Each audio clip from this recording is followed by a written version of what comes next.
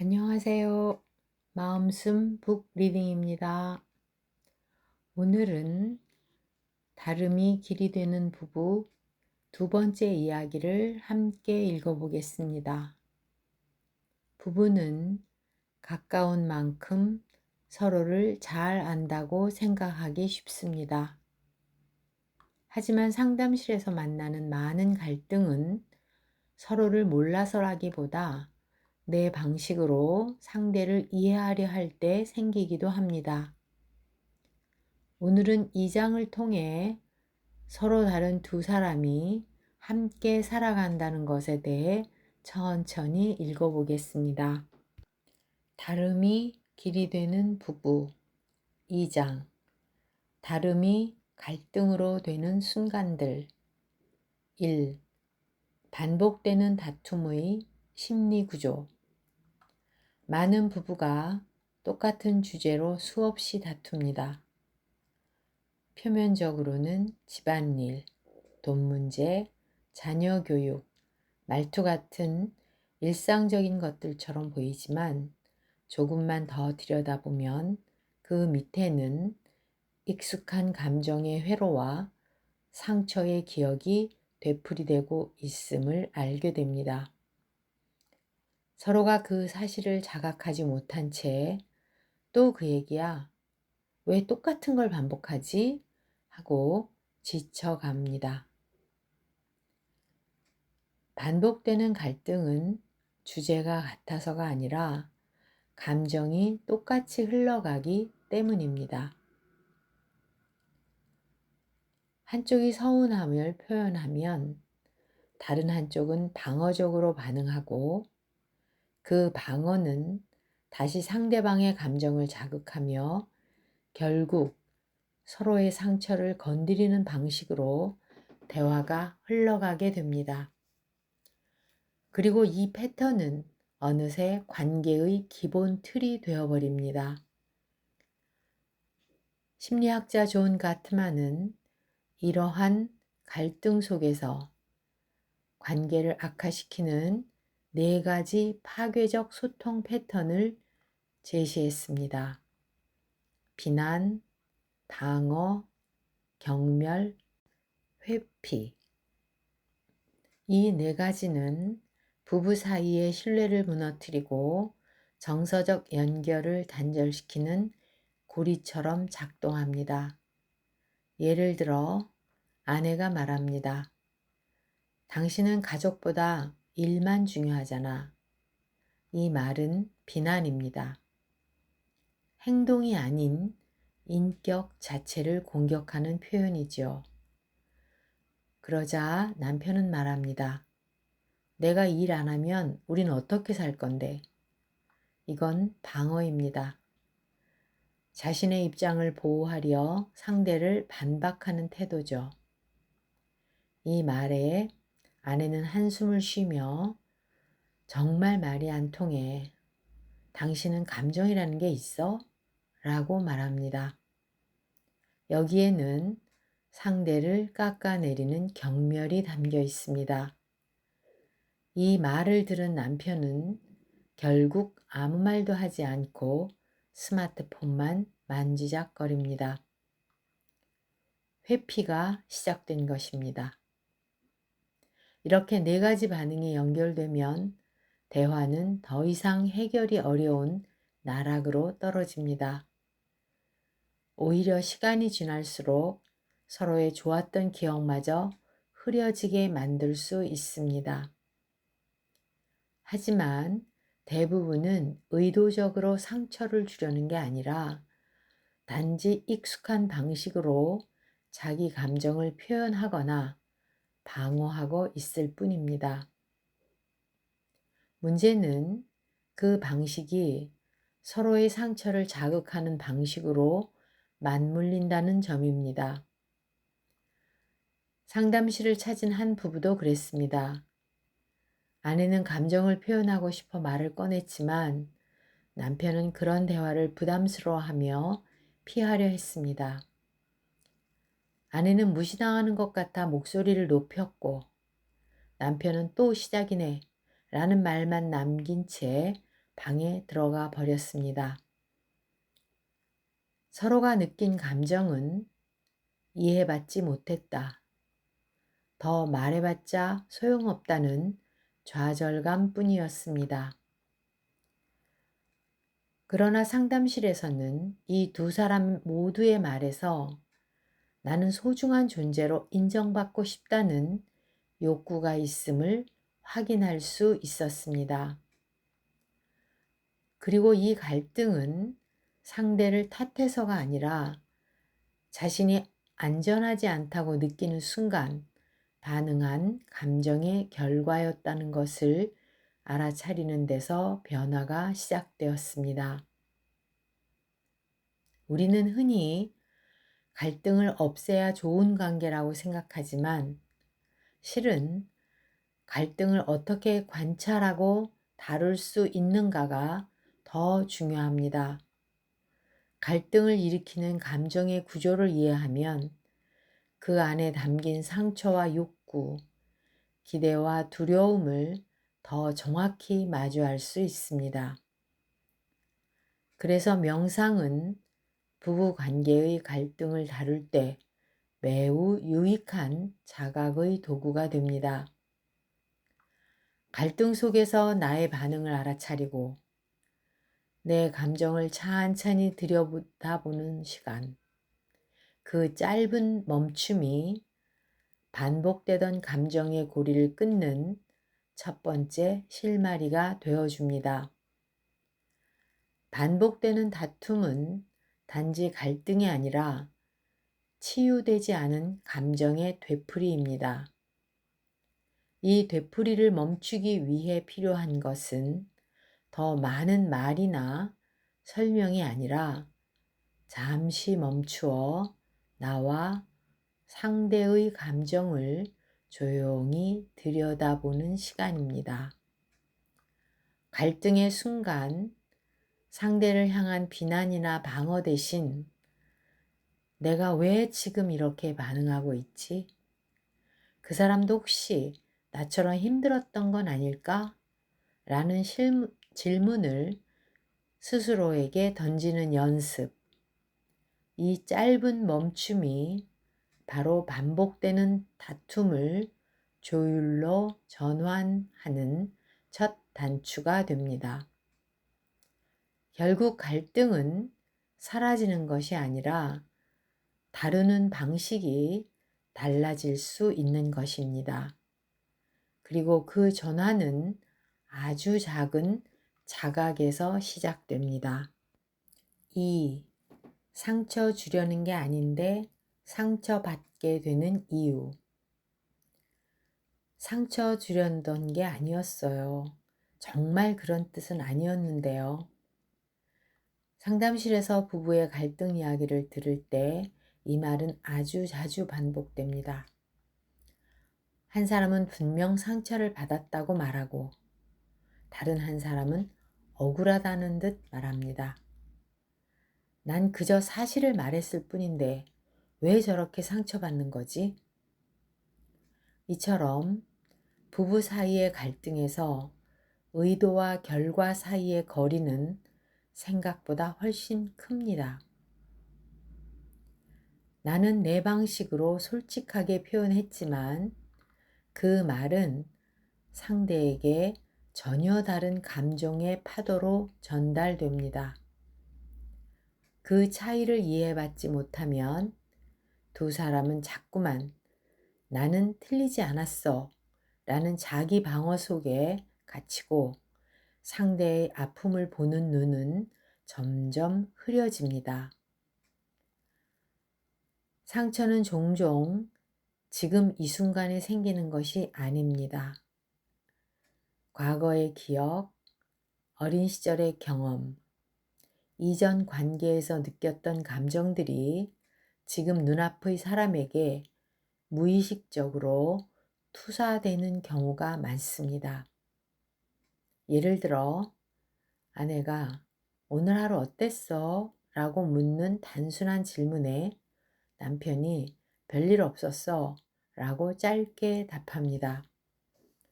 하지만 그 짧은 말에 아내는 갑자기 냉랭함과 소외감을 느낍니다. 겉으로는 사소한 대화 같지만 그 말이 아내의 내면 깊숙이 자리한 어떤 기억을 자극했을 수 있습니다.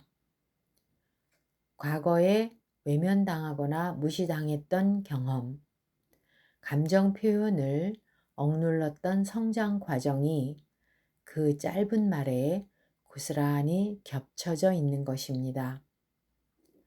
반대로 남편은 그런 반응에 당황합니다. 그냥 피곤해서 말이 짧았을 뿐인데 왜 저렇게까지 반응하지? 그는 자신의 말이 그토록 아프게 다가갈 수 있다는 것을 이해하지 못한 채 오히려 억울함과 피로감을 느끼게 됩니다. 이렇게 의도가 아닌 반응으로 인해 상처가 형성될 때 관계는 자꾸만 엇갈립니다.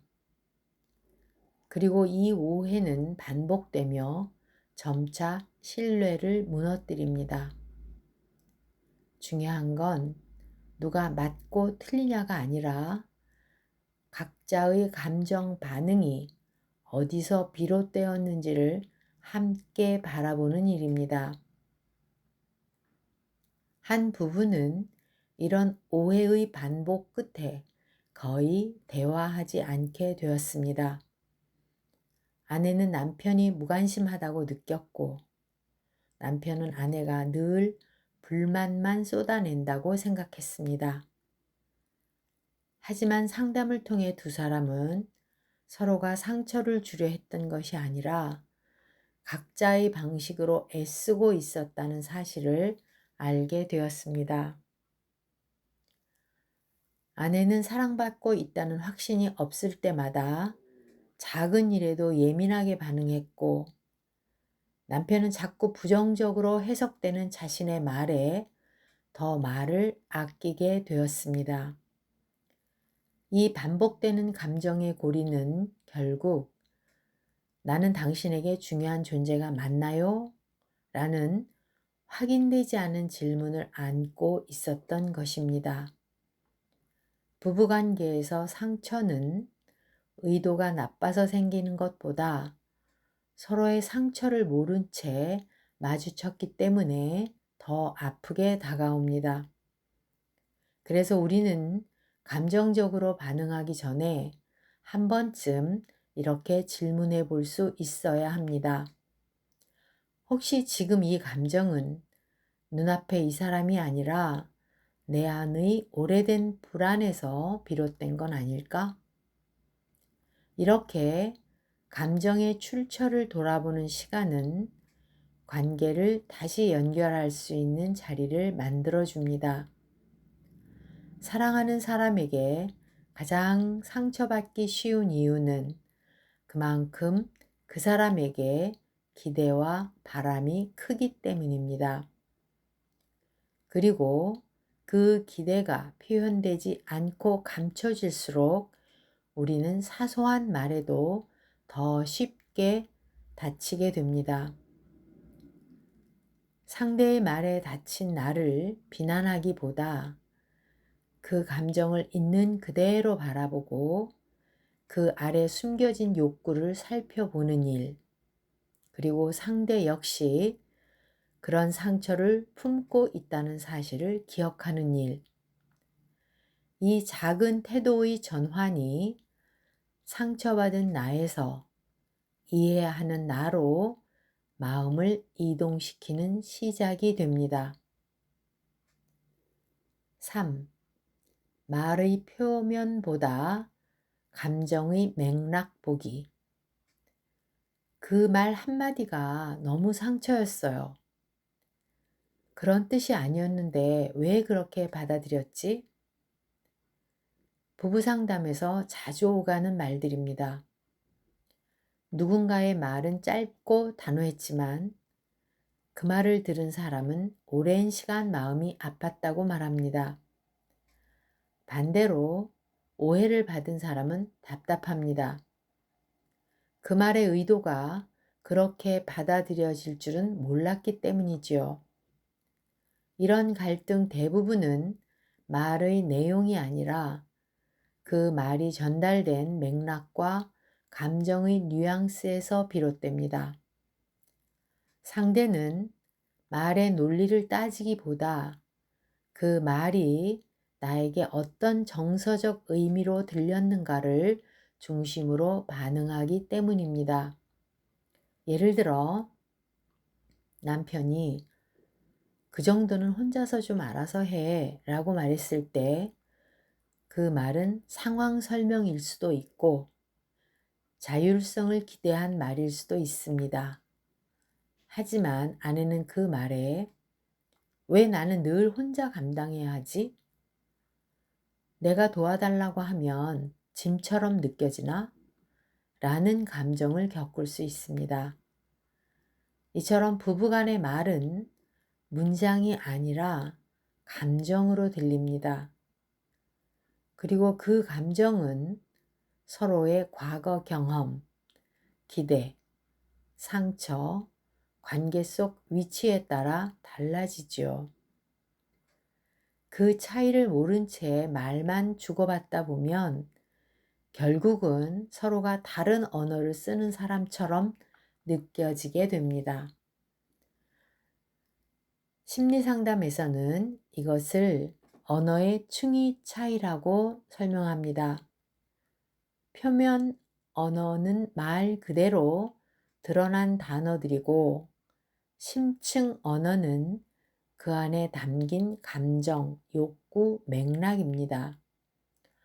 표면만 보고 반응하면 대화는 논쟁이 되기 쉽고 정서적 연결은 끊기기 마련입니다. 한 부부는 평소에는 사이가 좋다가도 작은 말 실수 하나에 갈등이 깊어졌습니다. 남편은 그 얘긴 그만하자, 말이 안 통해 라는 말을 자주 했고 아내는 그 말을 들을 때마다 나는 중요하지 않은 존재구나 라고 느꼈습니다.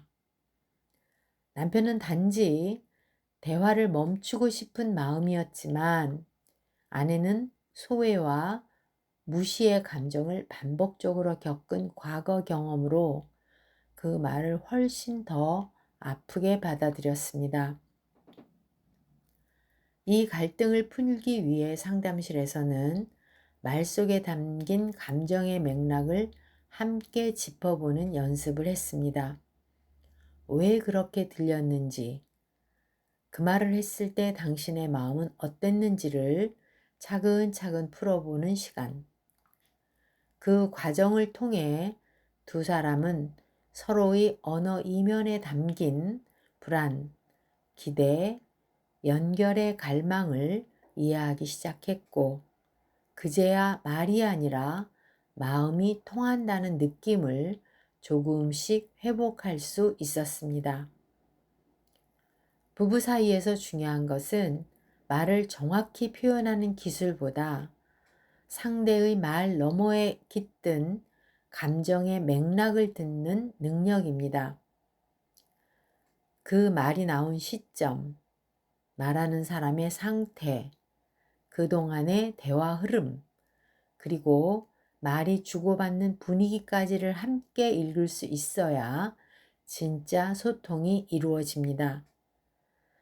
명상적 관점에서 이것은 말에 붙잡히지 말고 말의 배경, 이면 감정을 바라보는 마음이라고 할 수 있습니다. 우리는 모두 다르게 말하고 다르게 듣습니다. 감정이 올라올 때 그 감정에 곧바로 반응하기보다 잠시 멈추고 그 감정이 어떤 의미를 갖는지 살펴보는 훈련. 이것이 바로 부부 사이에서 가장 중요한 조율의 시작입니다. 4. 실습. 갈등 속에서 나의 반응 돌아보기. 갈등의 순간 우리는 흔히 상대가 왜 그렇게 말했을까에 집중합니다. 하지만 더 중요한 질문은 그 말에 내가 왜 그렇게 반응했을까입니다.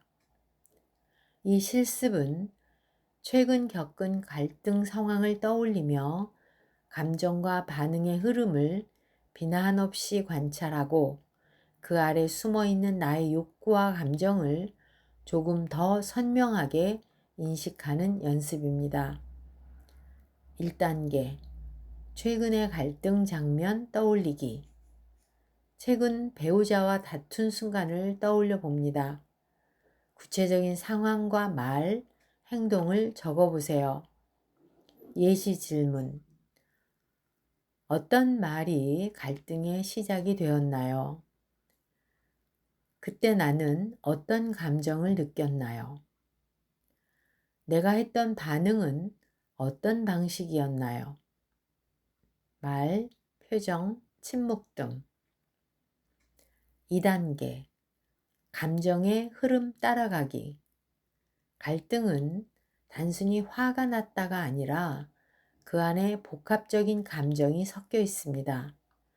단계별로 내 감정의 변화 과정을 적어 봅니다. 예시, 감정 흐름, 서운함, 분노, 무력감, 거리두기, 불안, 방어, 후회. 질문. 내가 처음 느낀 감정은 무엇이었나요? 그 감정이 왜 그렇게 강하게 올라왔을까요? 그 감정은 과거의 어떤 경험과 닮아 있었나요? 3단계. 감정 아래 숨겨진 나의 욕구 들여다보기. 감정의 바닥에는 늘 무언가를 바라는 마음이 있습니다. 그 마음을 직접 표현해 보세요. 예시, 표현. 나는 이해받고 싶었다. 나는 무시당하지 않기를 바랐다. 나는 가까워지고 싶었다. 질문. 갈등 속에서 내가 진짜 원했던 건 무엇이었나요? 그 욕구를 직접 표현했더라면 어땠을까요? 4단계. 나의 반응을 관찰자의 눈으로 바라보기. 지금 그때의 나를 다시 떠올려 봅니다. 감정에 휩싸인 나를 바깥에서 바라보듯 비난도 정당화도 없이 관찰하는 시선으로 자기에게 조용히 말해보세요. 그때 나는 참 서운했구나. 그 말에 이렇게 반응하는 데는 이유가 있었지. 내가 나를 이해해주니 마음이 조금 가라앉는다. 실습을 마치며 갈등 속에서 우리가 할 수 있는 가장 중요한 일은 상대의 말이 아니라 내 반응을 돌아보는 것입니다. 이 실습은 단지 과거를 분석하기 위한 것이 아니라 다음 갈등의 순간에 더 현명하게 대처할 수 있는 나를 준비하는 연습입니다. 오늘은 여기까지 함께 했습니다. 함께 살아간다는 것은 서로의 다름을 없애는 일이 아니라 그 다름을 조금씩 알아가는 과정인지도 모릅니다. 오늘 읽은 이야기가 가까이 있는 사람을 내 기준이 아닌 그 사람의 자리에서 한번 바라보는 시간이 되었기를 바랍니다. 다음 시간에는 3장의 이야기를 이어가겠습니다. 마음숨 북 리딩이었습니다.